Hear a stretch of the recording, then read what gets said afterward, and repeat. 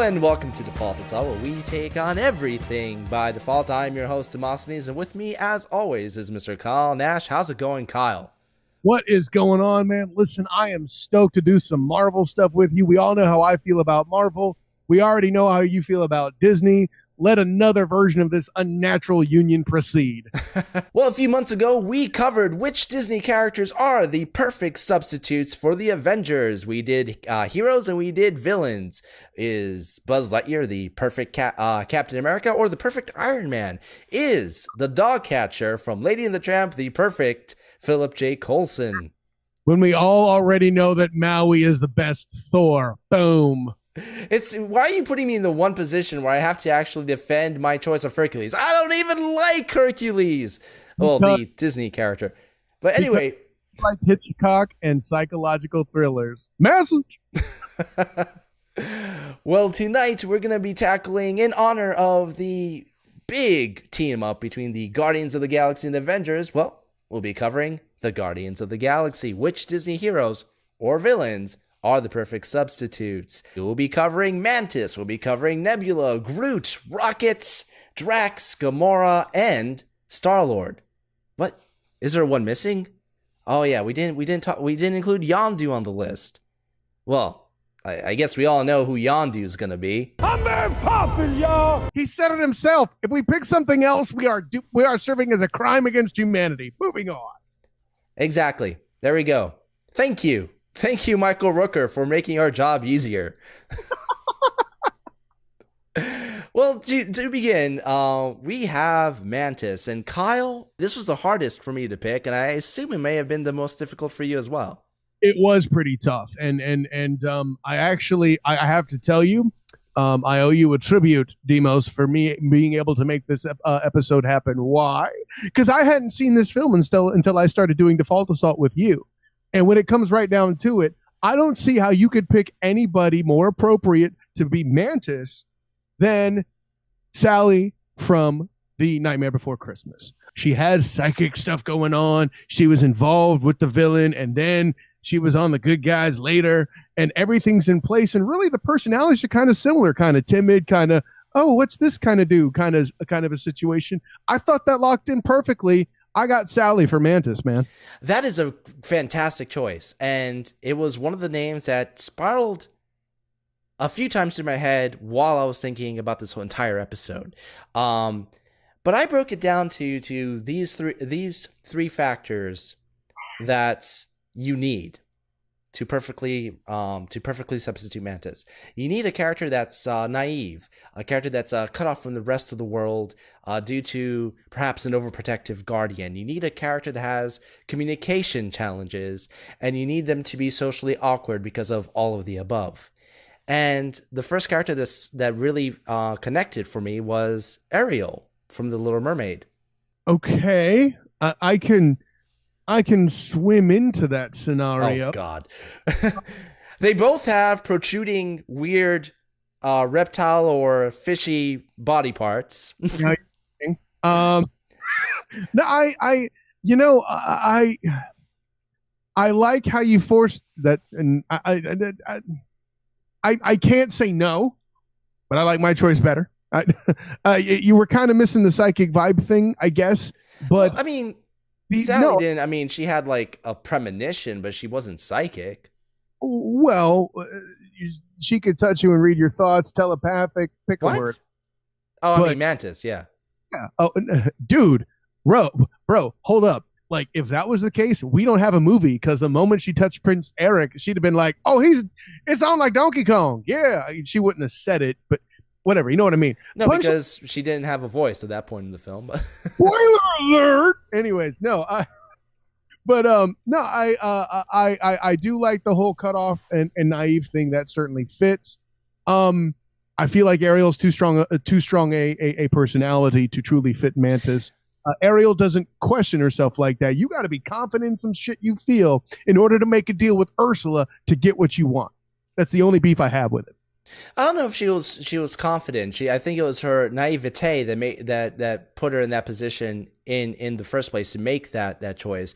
But it's really like, but you also have to think about, like, at that point in the film, when she is under the sea, she is in her element. When she's away from her guardian, when she's out in the real world, that's where I think a lot more of the similarities come into play. So our next pick is Nebula. When you're dealing with Nebula, my God, I had a few choices run through my head. Funny enough, like our previous choice with Ariel as Mantis, I even considered Ursula. I considered the Queen from Snow White. I considered a lot of characters. But really, when it came down to it, when I think of Nebula, I think of some vital characteristics that need to be there. There has to be at least some connection to cybernetics.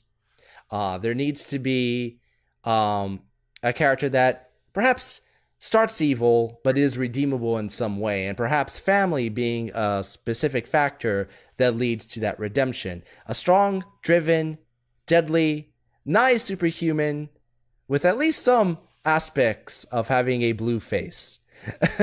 And I thought long and hard, and my choice ended up being Fox Zanatos from the TV series Gargoyles. Whoa.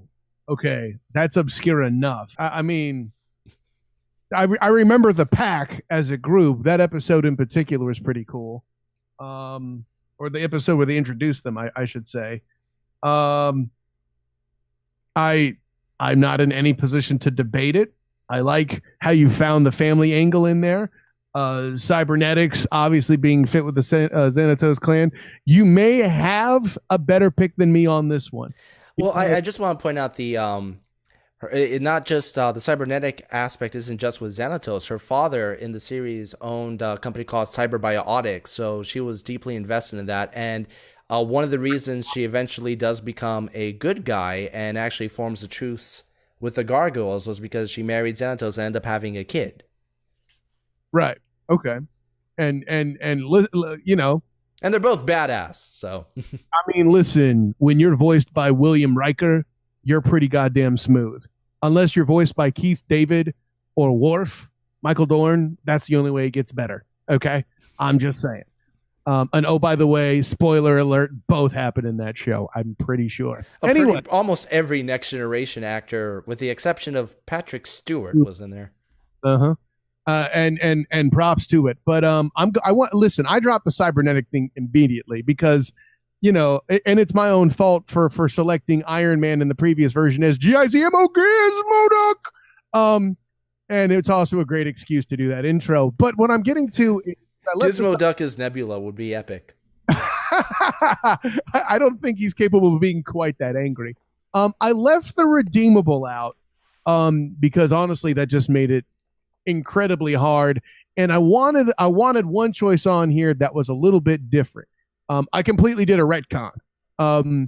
I went somebody who was ruthless, willing to kill to get what they want, and had the family thing tied in very much in his involvement. I didn't speak to redemption because really, I feel like the character in question also had the daddy issues and sibling rivalry thing enough to where if it was done right, there could have been redemption, but that wasn't going to happen because, well, Mustafa was already the king. That's right. Scar for Nebula, bitches. I said it. What? You mean Mufasa, right?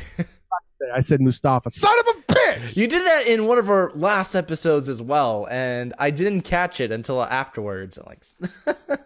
But yeah, Mufasa's already the king. So you're going for a gender flip? Yeah, a complete retcon, freaking Marvel style, bitches. What?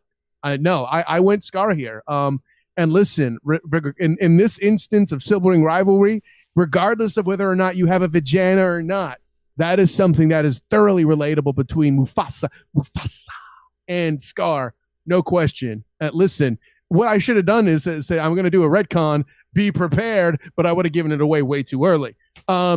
So yeah, I got Scar for that. I think it fits nicely. Your character is probably more true to get everything right.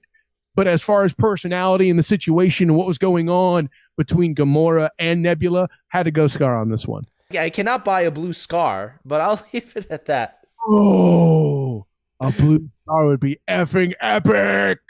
Blue Scar alone sounds like a kick-ass gaming name, but I'll leave it at that. You said gaming name. I thought that would be a bitchin' shot, right? Oh, hell yeah. I tell you. The Blue Scar shot brought to you by Hilarity by Default. Or Because after you take it, everything is going to be hilarious by default. either that or it'll make you feel like you got pushed off a cliff. or that, you know, one or the other. It's a people. So next we got Groot, everybody's favorite sentient tree. And Kyle, I'm going to give this to you first. Did you really just go sentient tree on me right there? What the? Anyway, so with Groot, you know, obviously you got to deal with somebody whose vocal skills are limited if they exist at all. Okay, that's a must. You got a guy who, Guardian being a theme here once again, somebody is going to get the back of with whoever he is, no matter how big a douche, pain in the ass, or nuisance he can be at times. And hey, Flynn's pretty much a pain in the ass for a lot of the movie. I don't give a shit how Rapunzel feels about him. I have Maximus the horse as motherfucking Groot. What? Come at me, bro. Come at me, bro. All right? You find me a better goddamn example. And you know what? Not for nothing. If Challenge accepted. No. If Vin Diesel went, that would be badass for Maximus the horse too. I'm just saying. Touché, good sir. You know, but I got it from the partner standpoint. You know, you got the whole thing where Flynn, oh shit, Sven from Frozen would have been an interesting concept, but I like this better. But the punchline being, you got the silent partner who would, I mean, hell, like no one, like they don't actually try to die for their people, but they do some death-defying leaps and like, you know, risk themselves to get both he and their proverbial master / sidekicks, whatever you want to call them, out of danger. Very similar to like Groot would do. And they seem to be the voices of reason for their particular masters as well. I got Maximus for Groot. Well, with Groot was fun. A lot of fun for me to go through the Disney library and try to find the perfect Groot.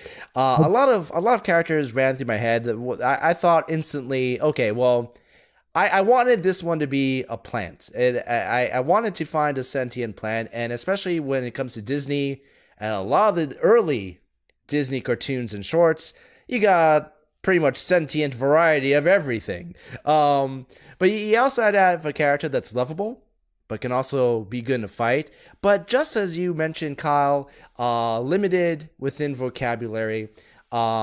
My thoughts went to Grandmother Willow from Pocahontas. My thoughts went to the trees from Bongo and Fun and Fancy Free. That's pretty freaking obscure. But I ended up going with a classic Disney short, the very first color cartoon ever made. Flowers and Trees. The main tree from that 1932 short fits, I mean, he practically looks like Groot, has all the elements that Groot has. The tree ends up in a sword fight with a f***ing stump. I give it to the tree from Flowers and Trees. Bring it.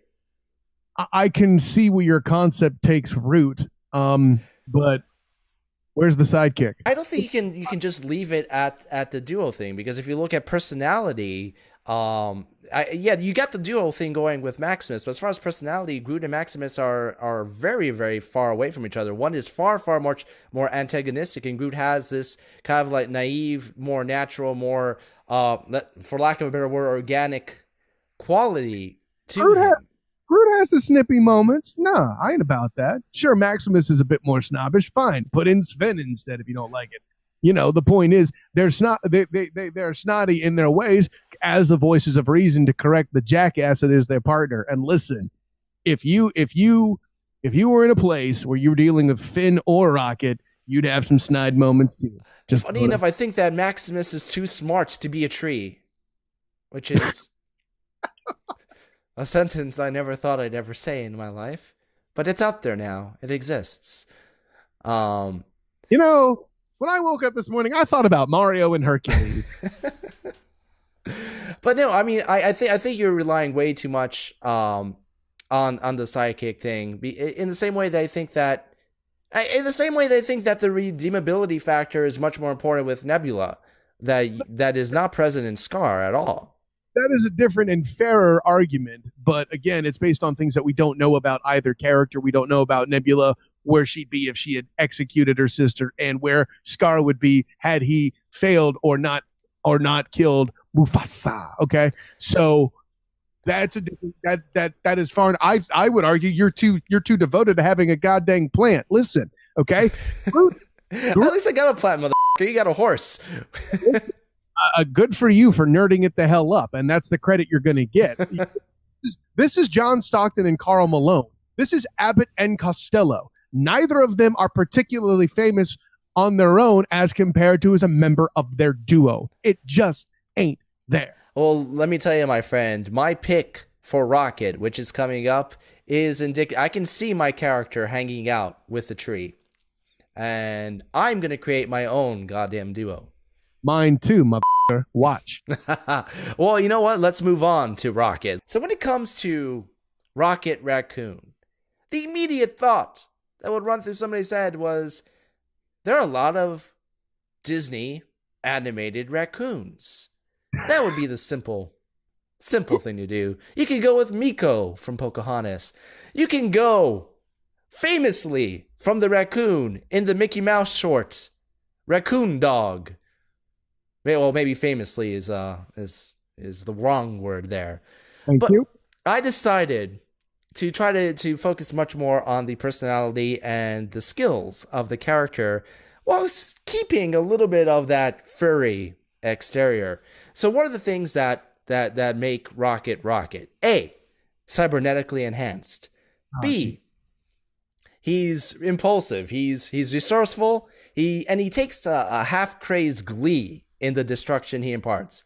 He's also a pilot. What Disney character would be the perfect fit? And it came to me. Stitch from Lilo and Stitch. That's easily your strongest one. I like that. It's not perfect, but it's really good. And I can see him hanging out with my tree. No, he'd want to destroy it because he's Stitch. But listen, man, I a lot of that is solid. But you also added in forget to add in part D in your analysis. You gave me A, B, and C, but part D is very essential because D is D-bag. Rocket's a douche. Your guy has to be a douche. And that's not to say that Stitch isn't a douche, but you've got to have that wit, that speech. Hi has to be, no, that's not going to cut it. Okay. Stitch, he is, maybe not vocally, but throughout especially the first 2/3 of that film, he is a douchebag. Of course. Yeah. Remember, I said that Stitch is in fact a douche. Yeah. Okay. But you can't be a dude that's vocally challenged and paired with Groot. How the hell do you communicate? Well, we just don't have the subtitles to understand all the growls he's saying. That's a you problem. You should talk Stitch. Yeah, and for the rest of us too. I have somebody who's a douche. And while he may not be cybernetically enhanced, if he were, that'd be pretty tight. I'd love to see him with guns in his hand. And I also see him perfectly capable of coercing somebody into taking a one-legged dude's metal leg. I have Iago from Aladdin. Mecha Iago. Come on. And then you pair him with Maximus? Son of a... Bro. Mecha Iago riding a horse? Holy shit. He's a bird. He can fly. But still amazing. Like, he doesn't have to fly everywhere. Like, it just, right? I'm on a horse. What? Oh, you think you can catch me? Oh, I'm flying now. Oh, like, just versatility at its finest. Based on the personality, certain aspects of the personality, I can see your choice for Iago. Iago did float through my head as well. But I did. The thing is, I didn't just want to focus just on this one aspect of it. Iago, when it comes down to it, yeah, he's kind of a vocal douchebag, but when it comes to his character, he's a coward. He's not he doesn't have any aspect of the dark background that Rocket and to a degree Stitch have as well. There's so many other aspects of the character that Iago just doesn't fit. But if he can't talk, he doesn't fit either. Well, Stitch does talk. No, don't you dare. Ohana. Stitch. Ohana means family, Kyle. No, you shut your... Ohana means family. Don't want this bullshit editing about you making this a better point either. Stitch is the winner.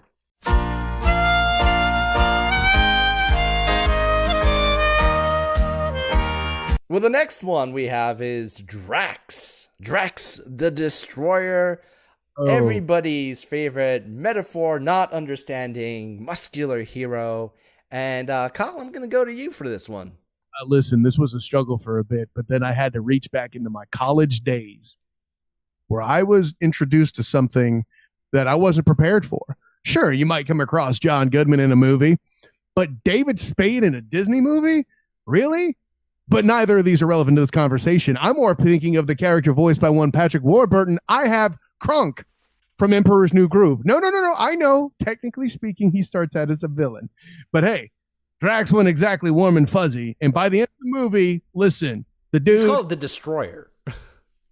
Thank you, Demos. Excellent point by you. But by the end of the movie, Drax is feeling warm and fuzzies, and Krunk is taking people out on squirrel ranger trips. Squeaking, squeaking. The dude speaks squirrel. Okay, if that isn't heartwarming, I can't help you.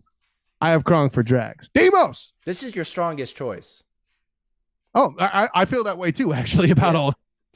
Literally, you would have to have this be your strongest choice, considering the character. But whatever. Drax was, it's got to get repetitive. I say all of these were hard. Drax was... For me, this was the most difficult. Yeah, for me, this was about medium in the middle. There are a lot of characters, a lot of varied characters ran through my mind. I from Monterey Jack from Chip 'n Dale Rescue Rangers to freaking Quasimodo. But that too. Monterey Jack is an interesting take. I wouldn't have picked it either, but I'm glad he made your list. That's very good.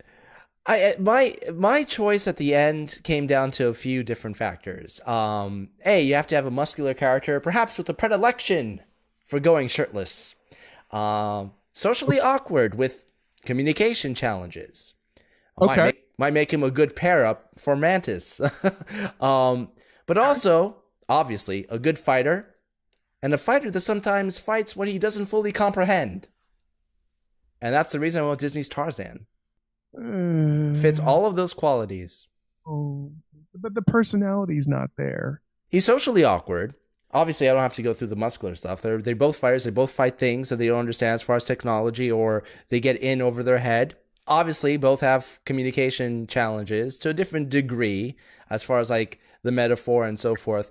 Yes, Tarzan is a perhaps a smarter cookie than Drax is, but I think this is where the balance comes between both of our choices. I think mine is smarter than Drax, but I think yours is dumber than Drax. So if we can get Tarzan and Krunk to mate. So you want Tarzan and Krunk to get Krunk. Okay. Their mutated abortion would probably look like Drax. God, Demo. The only reason why I'm disappointed by Tarzan is I felt like some of the other things you listed were stronger. Yeah, I mean, Quasimodo, the personality was a bigger factor. Oh, he's too soft. Yeah. And Monterey Jack, it didn't. He's fluffy. He's not muscular. Also fair, but he was a strongman on the team. And let's be honest, I would love to see Batista go, okay? Come on. Well, if they ever do a live action, no, I don't even want to give them that idea. Leave it alone. But if they ever did a live action Chip 'n Dale. No, maybe they could do a guest spot on the live action Darkwing Duck. Hell yeah! There's your Disney Afternoon Avengers. Where are you, Disney?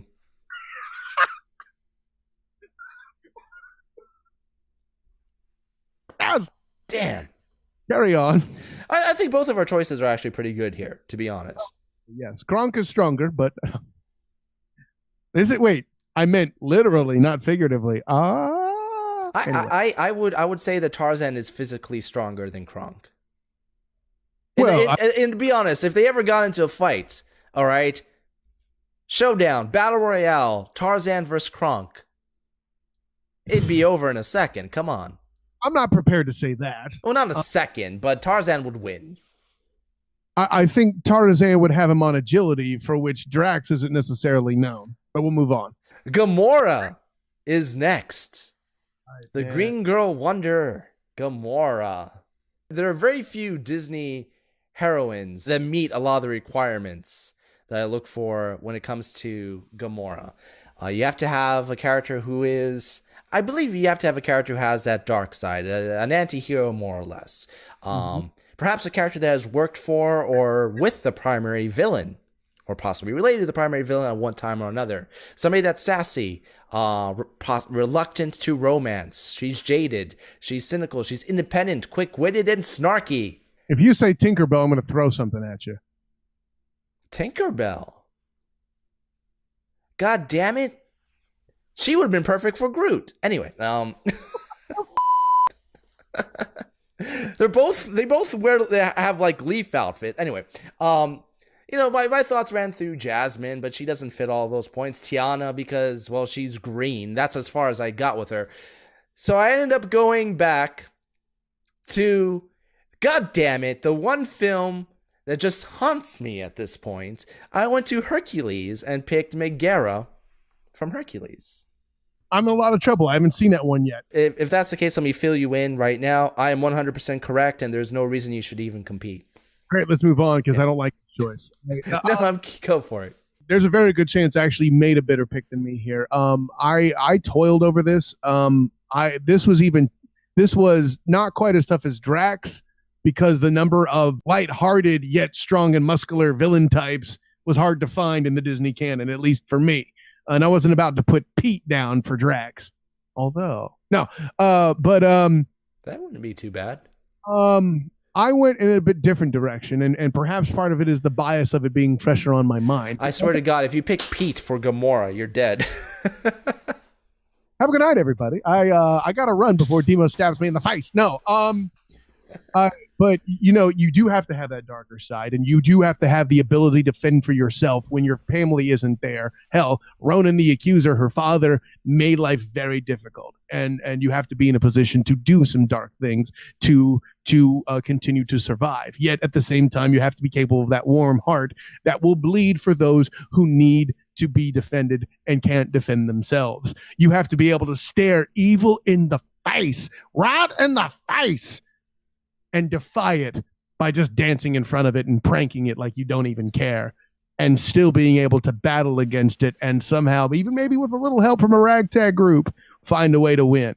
But no one that I could think of better fits these qualities than Esmerelda of the Hunchback of Notre Dame. Esmerelda is a great choice. I'm not going to argue this choice too much because one of the reasons I didn't pick Esmeralda was I've already picked her from my Disney Heroes as Avengers. And that was one of our rules that we weren't going to pick what we already picked. The one thing that she has that my character doesn't really have to a degree is she's a better combatant in the field. However, Gamora and Megara have a more similar personality, and as far as their backstories with literally being set up in as an anti-hero, having done villainous things in the past, and kind of the journey brings them to a newfound place at the end. A redemption, more or less. I think this is another case where if we combined our choices, and I would pay to see that combination, I think we'd have the perfect one. But no, I cannot front on Esmeralda. Which brings us to our final one, Star-Lord. Yes. Find the perfect Disney character to replace Chris Pratt. And this was the most fun to pick. This one for me was the easiest. But I'm going to defer to you, my friend. So easy was this one, Demos. This one was actually the one that popped in my head first when you had first told me that we were going to do this episode. Before we hung up the phone, I had this one, and I wasn't going to stray from it. And even though I thought about it, I'm like, nope, still got it. Listen, Star-Lord is a dude that wins by accident sometimes, usually, but still has a butt ton of talent. And with the way he has an attack in mind, he has, I guess, I don't know if he would call that like pistols or whatever, but he carries guns, and he has a very particular look about his jacket and stuff like that. And he has the mask to breathe, but my character never has really been in space. And if he has, because he's animated, it would have inevitably been one of those fish bowls over his head, not something like Star-Lord has. But the way he flies around on his jets, and he has his gun, and his personality of being super talented yet also kind of dorky and winning by accident all at the same time, one could say he's all around the place. He flies, but not like a graceful bird, but more like an awkward one. One could say that he's even a terror that flaps in the night. He is the ant that walks into your picnic. Star-Lord is Darkwing Duck. That's right, bitches. I said it. Okay, Darkwing Duck is in the official Hilarity by Default drinking game. Love it, bitches. He has to be at this point. God damn it. Love me some goddamn Darkwing Duck. Stop hitting me, bitch. No. Well, you know what? They both do enjoy being called by their alter egos, Star-Lord versus Peter Quill and stuff. I can see where you came at this from. I came at this from a different perspective. The first thing I think about when I think about Star-Lord in general, if you say cybernetics, I'm going to throw shit at you. Is no. Robots. No. Thief. Okay. He's a thief. First and foremost, he's clever. He's goofy but competent. Funny, smooth. He has to have a lovable charm. He is a scoundrel. But he also has trouble pursuing the... Han Solo is not a choice here. No. No, Han Solo. If Peter Quill's personality is kind of like an homage, I would say. Some others might say ripoff to Han Solo. But he also, despite being a scoundrel, he too, like Han Solo, has some trouble pursuing the headstrong main love interest. A lot of Disney characters ran through my mind. Some of them far to the extremes of the spectrum. I went from Robin Hood popped in my mind, Goofy popped in my mind. I was very, very close to picking Flynn from Tangled. But I ended up going... The flight was something that I felt like was slightly important. And this character has all those traits. And through the device of another character, he has the power of flight. I went with Aladdin. I really like that. The street rat theme fix for him. Totally dig the kid. Doesn't have his parents. The thief thing is very strong. He kind of wins by accident in his own way, too. Yeah, that is easily, and it's not close, your strongest pick. Period. Salute. Now I feel like you said all that wonderful stuff. Now I would feel terrible trying to deconstruct Darkwing Duck, but no, it's not perfect. The biggest miss obviously is the thief thing. I pretty much forewent that. Quite the opposite. Darkwing. I love a lot of the aspects of what you say about Darkwing Duck. I get that, and he does have kind of that goofy but competent, sometimes by accident, persona. I get those connections. My biggest problem with your pick is honestly the Darkwing Duck. Besides the dual identity thing, are you racist against ducks? It's the fact that Darkwing Duck fights for justice and law at the best of his ability. As I said, yeah, thing is the biggest miss, and it's not close. Yeah, I get it. But I do like the dual identity with the Darkwing Duck versus the Drake Mallard. I think that works pretty well. You table with Aladdin and Prince Ali, dude. I get it. That fits. You may not even thought of that till right now, which you probably did because you're a Disney nerd, but. Listen, no, Aladdin is strong. I like that a lot. Well, which characters would you guys pick to be the Guardians of the Galaxy? Let us know in the comments below, and make sure to like and subscribe. Follow me on hilaritybydefault.com for weekly movie reviews and other fun stuff, on Twitter at Default Hilarity, and on Facebook, as long as Facebook is still there, Hilarity by Default. Kyle, where can we find you? Boy, and yeah, if you invested a lot of time sharing stuff on Facebook, don't you feel like a dork if that happens? No, listen, man, you can find me on Twitter at the SOTG. And of course, you can find me here doing my thing, Hilarity by Default. And then on top of that, dudes, Tuesday night, dinner time. Listen, if you haven't checked out Demos' edition and appearance on that show, you better get off your ears and do it. He outdid himself. No, I shouldn't even say that. He produced the awesome You Would Expect and more. I think he outdid himself. It's just not nice enough. Like, no, you were amazing, dude. You were great. It's a good time on dinner time. And that's it for Default Assault. Make sure to tune in every Thursday, where life is hilarious by default.